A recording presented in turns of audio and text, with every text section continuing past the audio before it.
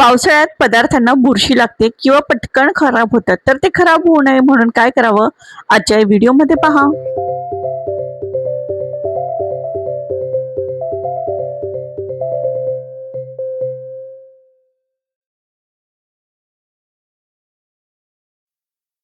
नमस्कार मंडळी, तुमचं सगळ्यांचं स्वागत आहे माझ्या घरामध्ये आणि माझ्या यूट्यूब चॅनलवर.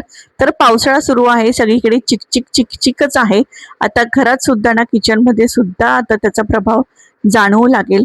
म्हणजे कसं की पावसामुळे आता बऱ्याचशा गोष्टींना ओलावा पडतो आणि त्या बुरशी लागून खराब होतात.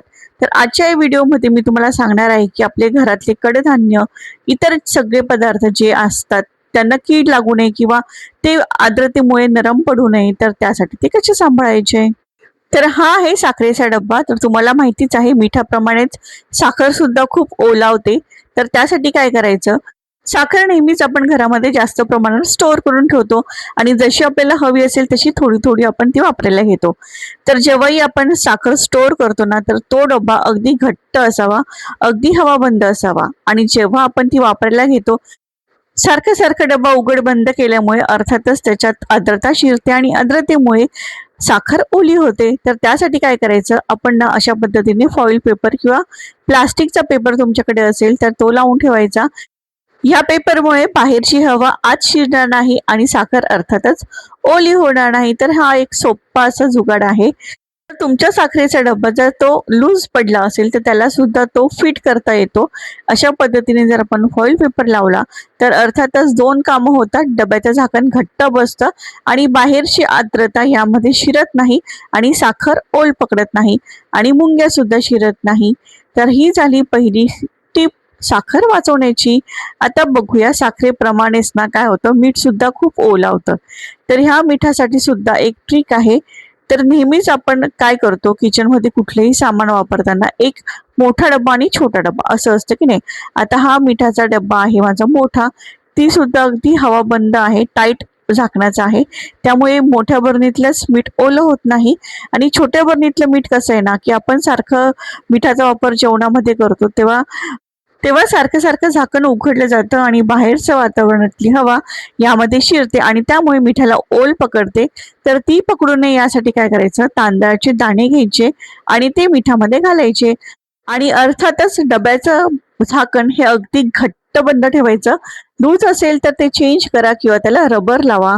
आता तांदळाचं बघूया. आता तांदळामध्ये कसं किडे पडतात, तर ते पडू नये यासाठी काय करायचं, यासाठी मी तुम्हाला दोन पर्याय सांगते. जो तुम्हाला सोपं वाटेल त्यातला तुम्ही एक करा. तर लिंबाचा पाला जो असतो ना, तो सुकलेला पाला यामध्ये घालून ठेवायचा. म्हणजे याला कीड लागत नाही किंवा जाळं जळमट सुद्धा लागत नाही. पण हे काय होतं ना, की काही दिवसांनी लिंबाच्या पालांचा खूप चुरा होतो आणि ते तांदळातनं वेगळं करणं खूप अवघड जातं. त्यामुळे काय करायचं, आपला जो तेजपत्ता असतो ना, तो या डब्यामध्ये ठेवायचा. म्हणजे तो काढायला सुद्धा सोपा आहे आणि या तेजपत्त्याच्या वासामुळे जाळं लागत नाही किंवा कीड पडत नाही आणि तेजपत्त्याचा एक सुगंध छानपैकी जेव्हा आपण भात बनवतो त्याला येतो. आणि अर्थातच डब्याचं झाकण अगदी घट्ट बंद करायचं. जर अशा प्लास्टिकच्या डब्यांमध्ये जर चांगले पैसे इन्व्हेस्ट केले तर अर्थातच याचा फायदा तुम्हाला होणार आहे. कधीही तुम्ही किचनसाठी जर भांडी घेणार असाल, डबे घेणार असाल, तर ते अगदी घट्ट हवा बंद झाकण्याचे घ्या. पावसाळ्यात खराब होणारी चौथी गोष्ट म्हणजे शेंगदाणे. तर शेंगदाणे आता आपल्याला खूप लागतात. आता उपवास तपासाचे दिवस येतील, पण काय होतं ना, की वातावरणामुळे शेंगदाण्यांना पटकन बुरशी पकडते. बघा, सुरुवात सुद्धा झालेली आहे. मी आत्ताच आणून ठेवलेले होते तरी सुद्धा आता हे शेंगदाणे असे खवट लागतात किंवा त्यांना पटकन जाळी पकडते. तर ते होऊ नये म्हणून काय करायचं, डब्यामध्ये भरण्यापूर्वी ना ते भाजून ठेवायचे. तुम्हाला हवं तर तुम्ही अगदी पूर्णपणे हे भाजून ठेवू शकतात, नाहीतर मग 50% इतपत जरा भाजून ठेवले तरी सुद्धा चालतात. फक्त गरम जरी केले ना तरी सुद्धा यातलं आतलं मॉइश्चर जे असतं ते संपतं आणि पुढे होणारे शेंगदाण्यांचं नुकसान होत नाही. आता असंच ना, रवा आणि मैद्याचं सुद्धा आहे. रवा आणि मैदा सुद्धा पावसाळ्याच्या सीझनमध्ये खराब होतो. जर तुम्हाला शक्य असेल तर ते भाजून ठेवायचे किंवा मग सरळ सरळ फ्रीजमध्ये ठेवायचे. आता मिठाप्रमाणेच आपल्याला सतत लागणारा गोष्ट म्हणजे मसाले. आता ही मसालादानीमध्ये छोट्या छोट्या डब्यांमध्ये मसाले आपण भरून ठेवतो. आता हे मसाले ना वातावरणामुळे खराब होऊ शकतात.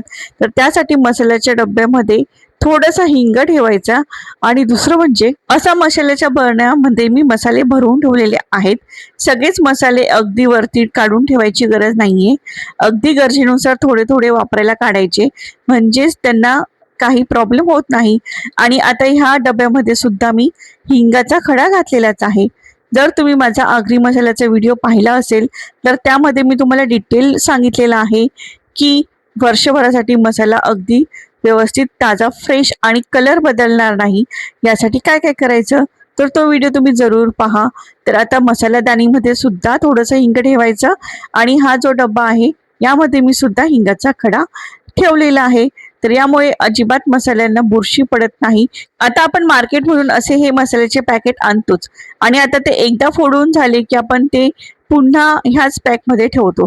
बऱ्याच वेळा आपण छोटे छोटे इतके डबे सांभाळून नाही ठेवू शकत, त्यामुळे आपल्याला ते अशा पॅकिंगमध्येच ठेवणं आपण पसंत करतो.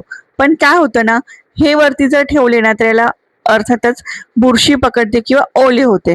तर त्यासाठी काय करायचं, नेहमी घेताना ना मोठे पॅकेट घेण्याऐवजी छोटेसेच पॅकेट घ्यायचे आणि ते फ्रीजमध्ये ठेवायचे. आणि पावसाळ्यामध्ये खूप जास्त सामान घेण्याची घाई करू नका.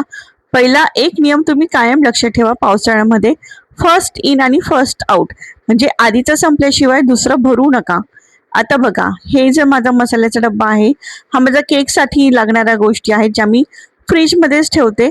आणि हे माझा दुसरा मसाल्याचा डब्बा आहे जो सुद्धा मी फ्रीजमध्येच ठेवते. आता पावभाजी, सांबर मसाला हे सगळे मी अशा डब्यांमध्ये भरून ठेवलेले आहे. आणि वरती डब्यांच्या झाकणावर मसाल्याची नावं आणि एक्सपायरी डेट लिहून ठेवलेली आहे. म्हणजे मी पॅकिंग घेतलेले मसाले आहे ना ते ह्या डब्यांमध्ये भरून ठेवते आणि जे पॅकिंग आहे ना तो खोका फेकून देते. आणि अशा पद्धतीने हे मी असे नावं लिहून ठेवते, म्हणजे लक्षात येईल आपल्याला हे कधी फेकायचे आहेत आणि कधी नवीन घ्यायचे आहेत. आता यापैकी बरेचसे मसाले जुने झालेले आहेत. आता हा डबा मी धुवून परत पुन्हा भरून ठेवेन. आता पावसाळ्यात मोस्टली खराब होणारी गोष्ट म्हणजे लाकडाच्या वस्तू, जसं की पोळपाट आणि लाटणं किंवा लाकडी चमचे. तर यांना आपण धुतले नाही वेळोवेळी तर त्यांना बुरशी पकडते, ते काळे होतात. तर ते काळे होऊ नये यासाठी काय करायचं, पोळपाट आणि लाटणं नेहमी धुवून ठेवायचं. चपाती किंवा भाकरी झाल्या की लगेचच्या लगेच ते धुवून ठेवायचं. ऊन असेल तर उन्हामध्ये वाळवून ठेवायचं. नाहीतर मग थोडं धुवून झालं आणि कोरडे झाले ना तर त्याला एक तेलाचा हात पसरून ठेवायचा, म्हणजेच त्याला बुरशी पकडणार नाही किंवा ते काळे सुद्धा होणार नाहीत. तर ह्या होत्या पावसाळ्यामध्ये आपण आपल्या घरात अन्नधान्य कसं जपून ठेवायचं त्याबद्दलच्या टिप्स. आपल्या किचन मधल्या वस्तूंचं कमीत कमी नुकसान व्हावं यासाठी एक गोष्ट नेहमी लक्षात ठेवा, फर्स्ट इन आणि फर्स्ट आउट. हा नियम जर तुम्ही पाळला तर अर्थातच तुमच्या किचन मधल्या वस्तूंचं नुकसान कमी होणार आहे. तर आजच्या पुरतं इतकंच. आजचा व्हिडिओ तुम्हाला कसा वाटला कमेंट करा. व्हिडिओ आवडला असेल तर लाईक करा. चॅनलवर नवीन असाल तर सबस्क्राईब करा आणि बेल आयकॉनला सुद्धा नक्की क्लिक करा. तर पुन्हा भेटू अशा छानशा व्हिडिओमध्ये. माझ्या चॅनलवर असलेले असेच भन्नाट आणि सगळ्यांनाच खिशाला परवडतील असे छान छान असे आयडियाज आणि हॅक्स बघायला विसरू नका. एकदा तरी माझ्या चॅनलला नक्की व्हिजिट करा.